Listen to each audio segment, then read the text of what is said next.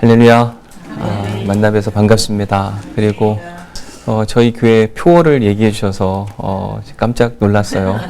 저는 해운대에 있는 부산 온누리교회에서 목회를 하고 있습니다. 다 들리시죠? 네. 괜찮죠? 네. 뭐 몇 년 만에 온 것 같아요. 사옥 옮기고 제가 한번 설교한 것 같고, 그리고 그러고 나니까 한 3, 4년 되지 않았을까 이런 생각이 듭니다. 제가 교회 안에 거의 머무는 일들이 많기 때문에 외부를 잘 안 하는데, 제가 우리 김광득 지사장님을 뵐 때마다 무슨 생각을 하냐면, 누가복음 18장에 나오는 과부와 같은 마음으로 항상 저한테 연락을 하시거든요. 불의한 재판장에게 끊임없이 연락하는 것처럼 이 CTS를 살려보고자 끊임없이 연락하시고 또 찾아오시고 하는데, 어느 땐 제가 죄송한 마음이 들기도 해요. 저렇게 열심히 있는데 잘 도와드리지 못해서. 근데 제가 이제 기본적으로 교회 안에 머무는 일들을 하겠다고 하는 다짐이 있었고, 이게 한 번 밖으로 나가기 시작하면 계속 나가야 될 일이 많은지라 이 기준을 웬만하면 지키려고 하다 보니까 죄송한 마음인데, 저 열심히 아마 CTS를 여기까지 오게 했고, 이 또 사옥도 구입하게 하고 또 사역의 지경을 넓혀가는 게 아닐까 이런 생각을 해보게 됩니다. 얼마 전에 연락을 하셔서 부탁을 하시는데, 이번에는 안 하면 안 되겠다 그런 마음이 들어서 일정이 또 마침 비어있는 일정, 사실 이번 주에 저희 특별 새벽기도회라 제가 일정이 없다고 생각했는데 특별 새벽기도를 잃어버렸어요. 그런데 약속을 했던 채라 와야 되겠다. 어떤 말씀 하나님 주시기를 원하십니까? 그렇게 기도하고 있는 중에 어제 새벽에 이 말씀을 읽고 하나님이 이 말씀을 함께 나누기를 원하시는구나 라고 하는 마음으로 오늘 본문의 말씀으로 여러분들과 함께 은혜를 나누려고 합니다. 호세아서는 우리가 잘 아는 것처럼 북이스라엘의 선지자로 활동했던 한 사람입니다.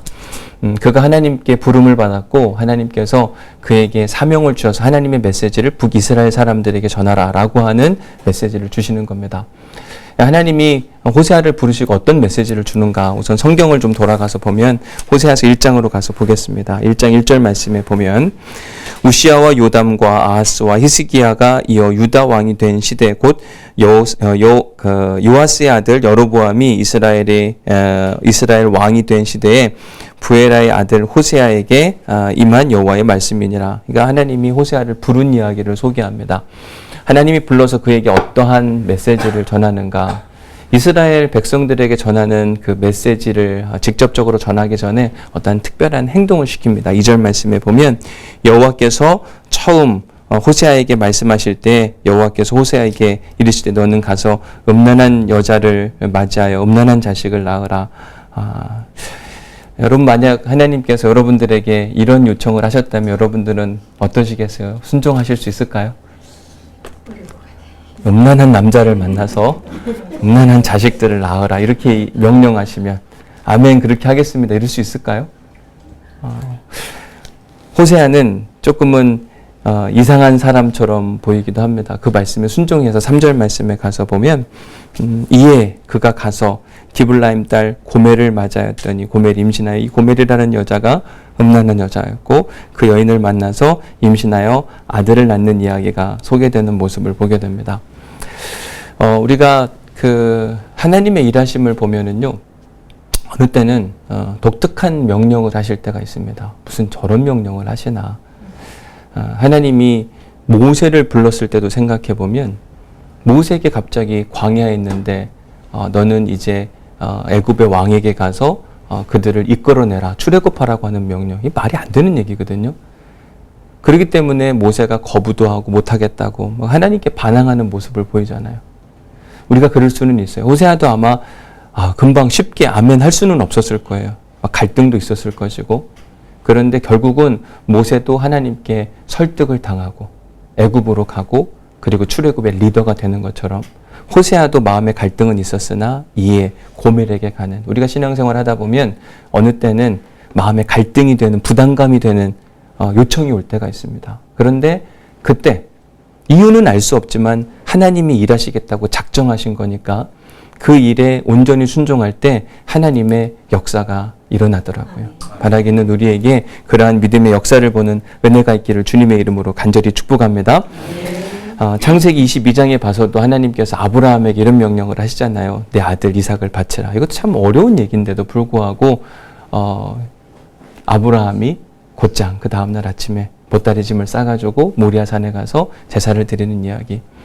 예수님이 십자가에 달리는 사건도 사실은 예수님도 그 부르심 앞에 머뭇거렸잖아요. 그리고 겟세마네 동산에서 기도하시잖아요. 그러니까 우리는 신앙이 좋은 건 뭐 무조건 부름 받으면 아멘하고 달려가는 것 같으나 사실은 흔들리는 마음은 누구에게나 다 존재한다는 거예요. 그래서 여러분들이 어떠한 사명을 받았을 때 흔들린다? 이건 지극히 당연한 이야기.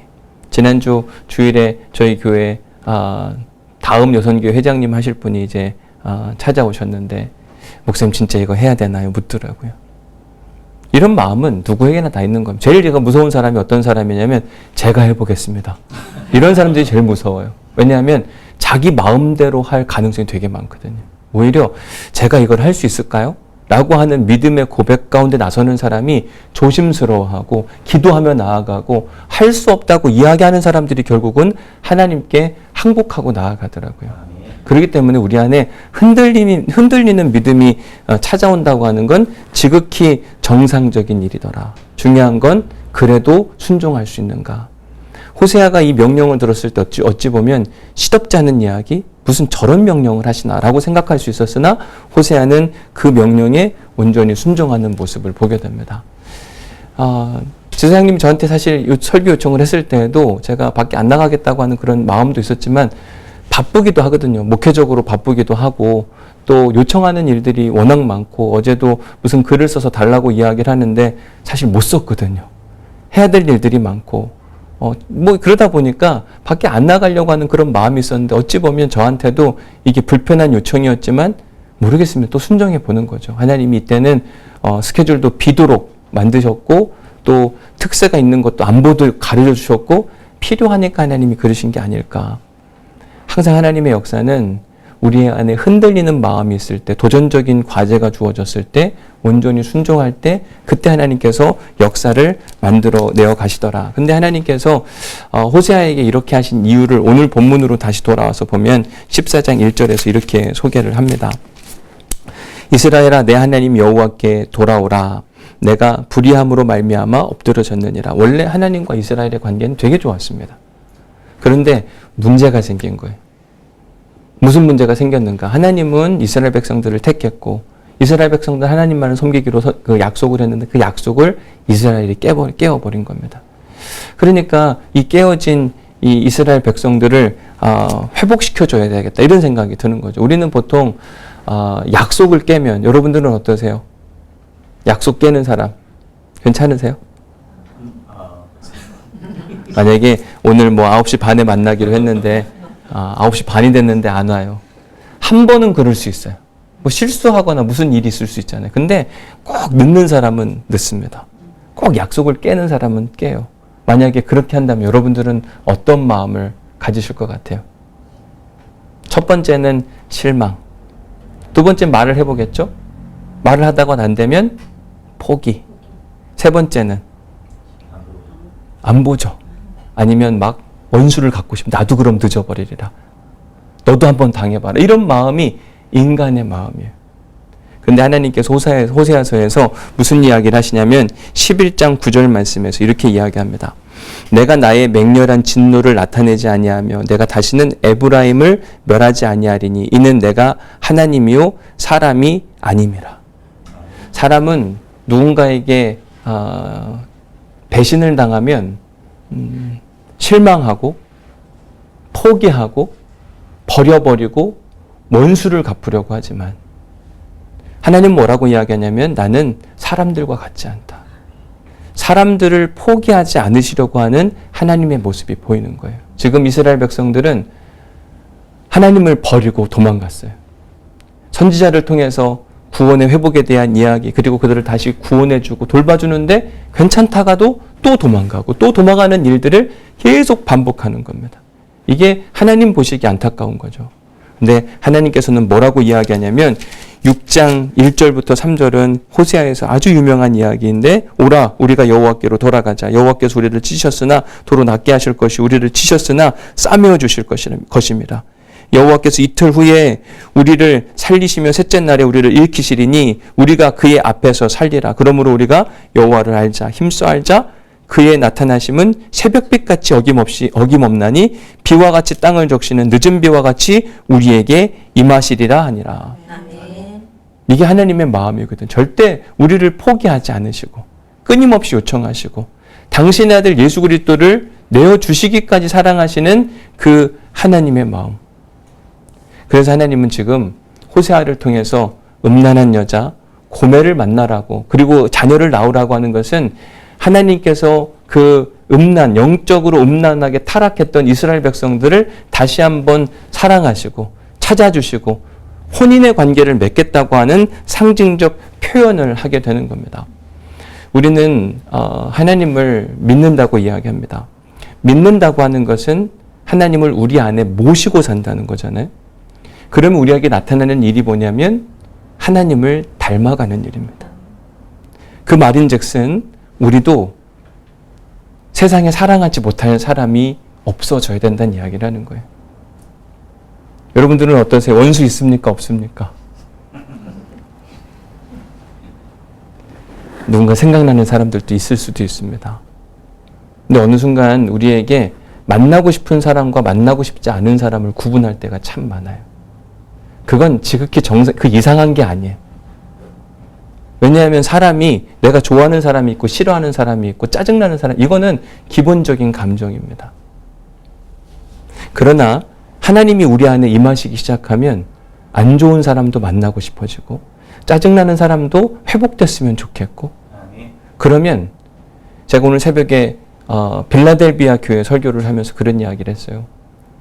세상에는 닫힌 문을 가진 사람이 있고 열린 문을 가진 사람이 있다. 하나님께서 빌라델비아 교회에게 뭐라고 이야기했냐면 열린 문이 너희에게 있으니 하늘의 구원의 문과 은혜의 문이 너희들을 통하여서 흘러가리라. 그러려면 우리가 해야 하는 일이 뭐냐면 닫힌 마음의 문이 아니라 열린 마음의 문을 갖고 살아야 되거든요.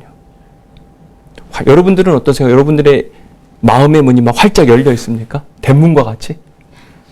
저는 시골 사람이거든요.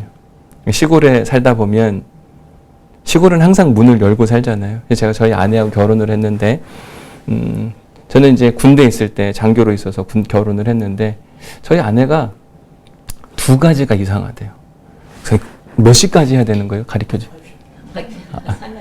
그래요? 두 가지가 이상하대요. 그래서 뭐냐? 첫 번째는 왜 군복을 제가 안 다려주냐고 그랬더니 군복은 자기가 다려입는 거라고 그러더라고요. 이상하다. 내가 우리 집에서 봤을 때는 우리 엄마가 우리 아버지 군복을 항상 다려주더라. 근데 알고 보니까 저희 장인어른은 본인이 손수 와이셔츠랑 다 다려 입으시더라고요. 서로 다른 거예요.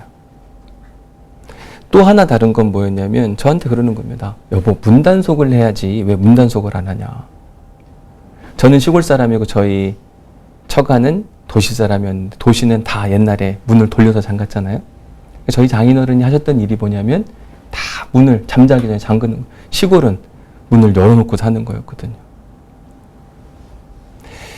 제가 얼마 전에 시골에 가가지고 저희 부모님이 여전히 지금 시골에 사시니까 이렇게 새벽에 이렇게 잠자고 있는데 동네 아주머니가 찾아오셨어요. 그러더니 뭐라고, 전 이제 고향이 충청도거든요. 충남 예산인데 사투리를 잘 써요. 그래서 뭐라고 이야기하냐면 저와쇼 그러더니 저희 집에 있는 창고 안으로 들어가더라고요. 여러분 만약에 여러분들 집 문 열고 여러분들 뭐 팬트리 막 열어본다고 생각해 보세요. 어떻게 생각하세요? 새벽 6시. 말이 안 되는 것 같잖아요. 근데 녹두 갈라왔대요. 맷돌이 저희 집에 있어서 저희는 광이라고 이야기하는 광에 들어가서 녹두를 가시더라고요. 그러다가 조금 있다가 다른 분이 또 오세요. 저도 왔쇼 그러더니 똑같이 그 녹두를 가는 거예요. 근데 저희 어머니 신기하게 뭐냐면 그분들에게 저희 집에 들어와서 아침 먹고 가라고 이야기합니다. 새벽 6시에. 그러니까 없는 반찬이지만 거기에 숟가락, 젓가락 놓고 같이 밥을 먹는 거예요. 제가 그리고 나서 제가 수원에 살다가 왔는데 수원으로 이렇게 올라왔는데 수원에 갔더니 다 문이 뭐가 있냐면 닫혀 있어요. 비밀번호 누르지 않으면 들어갈 수 없는 겁니다. 제가 천국은 어떤 곳일까 생각해 보면 아파트일까 아니면 시골집일까? 언제든지 열려 있어서 언제든지 초청하고, 예수님 생각해 보십시오. 예수님은 만날 만한 사람만 만난 게 아니라 완전히 열려 있었어요. 누구나 다 받아들이고 누구나 함께 식사할 수 있고 관계의 장애물들을 다 뛰어넘으시는, 우리 안에 예수 그리스도가 구주로 영접되는 순간 우리 안에 만날 사람과 만나지 못할 사람이 없더라고요. 만나기 불편한 사람은 있습니다. 그러나 그 사람조차 만나야 하는 겁니다. 바로 호세아서에 등장하는 하나님의 모습이 꼭 그와 같은 거예요. 하나님께서 이스라엘 백성들, 자기를 몇 번이나 배신하고 또 도망가고 우상을 섬기고 이런 모습을 봤는데도 불구하고 여전히 사랑하시고, 이스라엘 백성들이 요청하지 않아도 하나님은 먼저 호세아를 불러서 호세아를 통해서 하나님의 메시지를 그들에게 전하게 하시는 모습을 보이는 거예요.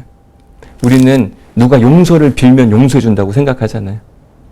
근데 여러분, 로마서 5장에 보면 우리가 아직 죄인 되었을 때 하나님께서 당신의 아들 예수 그리스도를 보내주신 거예요. 우리가 회개하고 나아가고 흠없기 때문에 하나님이 우리를 사랑하신 게 아니라, 당신의 아들 예수 그리스도를 보내주신 게 아니라 여전히 죄인이고 여전히 음란하고 여전히 하나님을 배신하는데도 불구하고 끝까지 사랑해 주시는 하나님의 모습. 중보기도 하시는 여러분들의 모습이 그 모습이 될 수 있기를 주님의 이름으로 간절히 축복합니다. 자, 오늘 본문으로 다시 돌아가서 보면 1절, 2절 말씀에 가서 보면 공통적으로 등장하는 표현이 있는데 한번 잘 찾아보세요. 제가 읽어드릴게요. 이스라엘아, 내 하나님 여호와께로 돌아오라. 내가 불의함으로 말미암아 엎드려졌느니라. 너는 말씀을 가지고 여호와께로 돌아와서 아뢰기를 모든 불의를 제거하시고 선한 바를 받으소서. 우리가 수송아지를 대신하여 입술에 열매를 주께 드리리이다. 자, 1절하고 2절에서 공통적으로 등장한 표현이 있었습니다. 뭐라고 이야기하죠? 여호와께로 돌아가야 된다.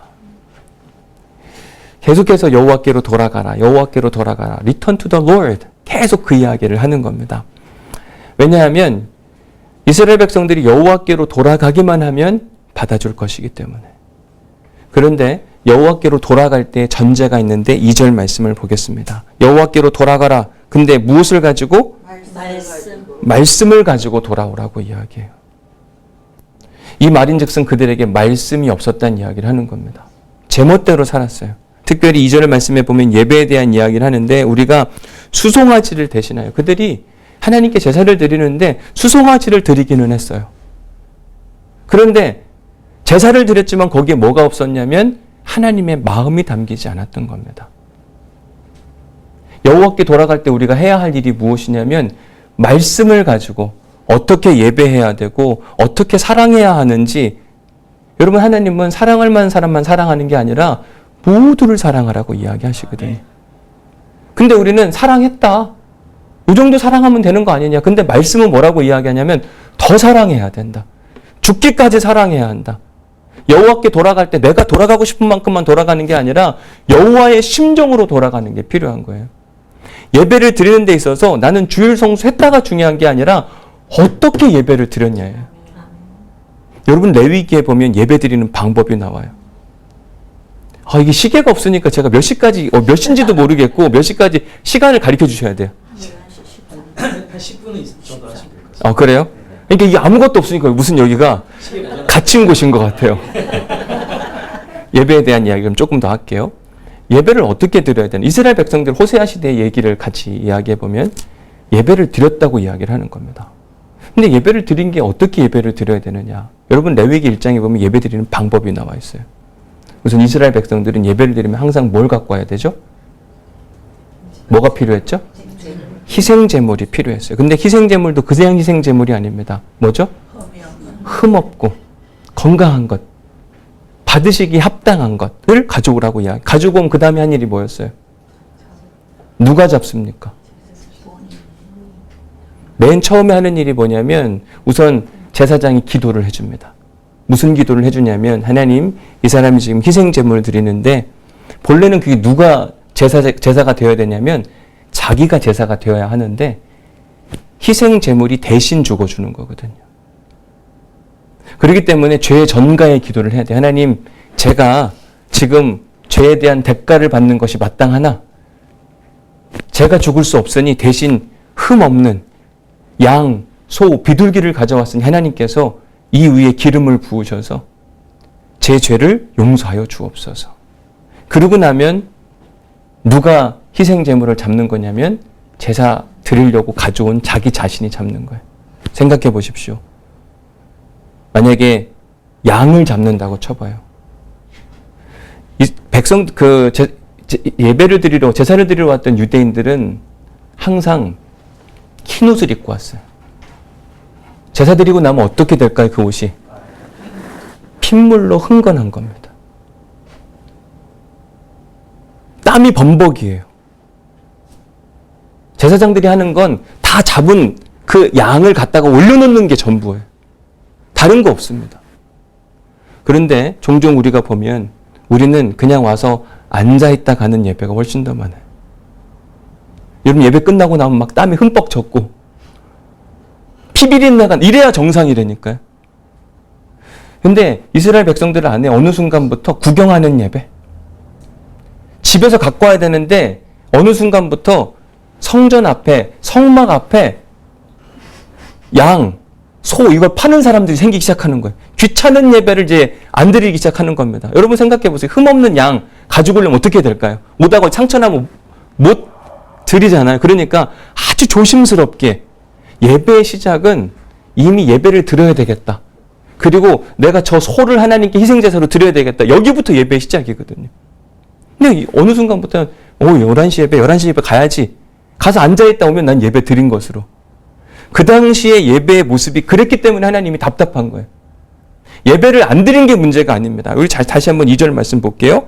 너는 말씀을 가지고 여호와께 돌아오라. 아뢰기를 모든 불의를 제거하고 선한 바를 받으소서. 내가 이제는 나쁜 마음이 아니라 선한 마음으로 예배하는 것을 받아 주옵소서. 우리가 수송아지를 드리는 것 그 대신하여 입술과 마음의 고백이 앞서서 예배하겠나이다. 이게 진짜 하나님께로 돌아가는 거라고 말씀을 드리는 겁니다. 그렇게 돌아갈 땐 하나님은 무조건 받아주시겠다고 말씀하시는 거예요. 3절 말씀, 우리가 아수르의 구원을 의지하지 아니하며 그전까지는 두 가지 마음이 있었습니다. 하나님께 기도도 했지만 힘 있는 걸 붙잡고 함께 가려고 하는, 저 사람한테 내가 기대면 뭔가 도움이 되지 않을까, 하나님께 기도하면서도 하나님이 저 사람이 보내신 사람이면 좋겠다 이런 마음. 근데 그것도 하지 않겠다. 철저한 결단이 있는 겁니다. 말을 타지 아니하며 다시는 우리의 손으로 만든 것을 향하여 너희는 우리의 신이라 하지 아니하려니 이는 고아가 주로 말미암아 긍휼을 얻음이니이다 할지니라. 여러분 고아는 아무것도 없잖아요. 그죠? 이제는 하나님과 독대하는 시간을 보내겠다. 다른 무엇도 의지하지 아니하고 그런 사람들에게 주시는 긍휼을 하나님께서 경험하게 하실 것이라. 그러니 우리 여호와께로 돌아가자고 이야기를 하는 겁니다.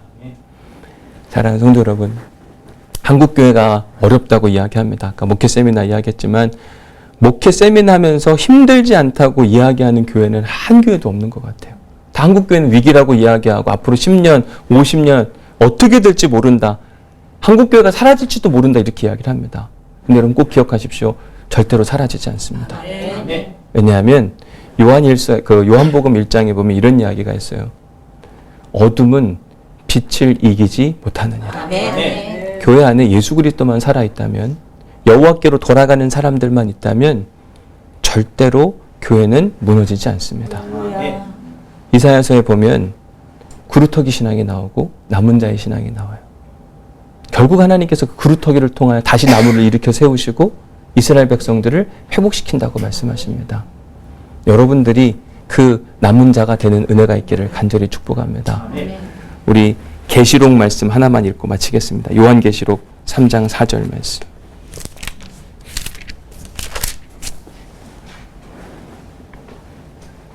사대교회에 대한 이야기인데 3장 4절 말씀 같이 읽어볼까요? 시작. 그러나 사대에 그 옷을 더럽히지 아니한 자 몇 명이 내게 있어 흰옷을 입고 나와 함께 다니리니 그들은 합당한 자인 연고라. 여러분 희망은 누구에게 찾아오냐면 그 옷을 더럽히지 아니한 자. 근데 많이 필요하지도 않더라고요. 거기 뭐라고 표현하고 있냐면 몇 명만 필요한 겁니다. 그러면 충분하고 희망은 있다고 이야기를 하는 겁니다. 여러분들이 한국교회 희망이 되기를 간절히 축복합니다. 여러분들의 기도를 통하여 하나님께서 이스라엘 백성들을 회복시켜 주시는, 오늘 집에 가셔서 호세아서 14장 4절 이후부터 읽어보세요. 하나님께서 이스라엘을 얼마나 축복하고 싶어 하시는지. 하나님은 지금도 대한민국을 축복하고 싶어 하세요. 여호와께 돌아오는 사람들만 필요한 겁니다. 흰옷 입은 몇 명의 사람들만 필요해요. 그런데 흰옷이 어떻게 가능하냐? 어떻게 가능하죠? 여러분 옷 입어봤잖아요. 옷 입고 다니면 어떻게 되죠? 더러워지잖아요. 그러면 우리가 하는 일이 뭐예요? 깨끗하게 빠는 거 말고는 없습니다. 우리가 주일날 예배드리고 뭘 다 하고 흰옷을 입어도 항상 옷은 더러워져요. 우리의 육신은 더러워집니다. 그래서 우리가 항상 해야 할 일이 뭐냐면 예수 그리스도의 보혈로 우리의 육신을 깨끗하게 씻는 일입니다. 그러고 나면 나타나는 일이 사랑하게 돼요. 여러분 아무리 기도해도 사랑이 없으면 의미가 없는 겁니다. 하나님은 사랑이신데 우리의 인생에 하나님의 사랑이 여러분 가정에서도, 여러분들의 남편을 포기하지 마십시오. 여러분들의 자녀들, 어느 누구도, 여러분들의 교회도 포기하지 마시고 여러분들의 주변에 있는 셀, 목장, 순원들도 여러분 포기하시면 안 돼요. 하나님도 안 포기했는데 왜 포기해요? 예수님도 가룟 유다를 안 포기하시잖아요. 왜 포기하냐고요. 절대 포기하면 안 됩니다. 여호와께로 돌아오기를 끊임없이 간구하고, 하나님 제가 흰옷 입은 그 사람이 되게 하여 주옵소서. 말씀을 가지고 여호와께로 돌아가는 사람이 되게 하여 주옵소서. 그러면 반드시 한국교회는 희망이 있고 여러분들의 가정에게 희망이 있고 한국교회를 통해서 대한민국을 사용하시는 놀라운 하나님의 역사를 보게 될 것입니다.